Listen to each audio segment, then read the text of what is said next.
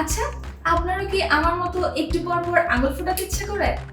আবার ভাবছেন এতে কোনো ক্ষতি হয়ে যায় না তো? তাহলে চলুন সহজ করে বলি আঙুল ফোটালে আসলে কি হয়।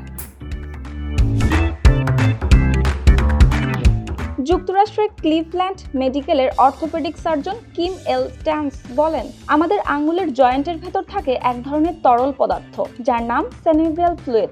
যখন আমরা হঠাৎ করে আঙুল বাঁকাই বা টান দেই, তখন ওই তরলের ভেতর জমে থাকা গ্যাস দ্রুত বেরিয়ে আসে, আর তখনই শোনা যায় সেই পরিচিত পট করে শব্দ।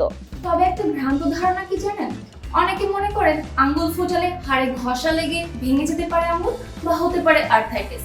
কিন্তু বহু গবেষণা বলছে এতে হাড় ভাঙার নেই কোনো ঝুঁকি, আর্থ্রাইটিসেরও নেই কোনো কারণ। উল্টো আরো অনেকে বলেন আঙ্গুল ফোটালে কিছুটা আরাম মেলে। কালার এক্সপার্ট, জর্জ স্যাপ এবং মাইল্ড অন হ্যান্ডস টেকনোলজি সমৃদ্ধ অরিক্স ক্রিস্টাল ওয়াশ আপনার লন্ড্রি এক্সপার্ট।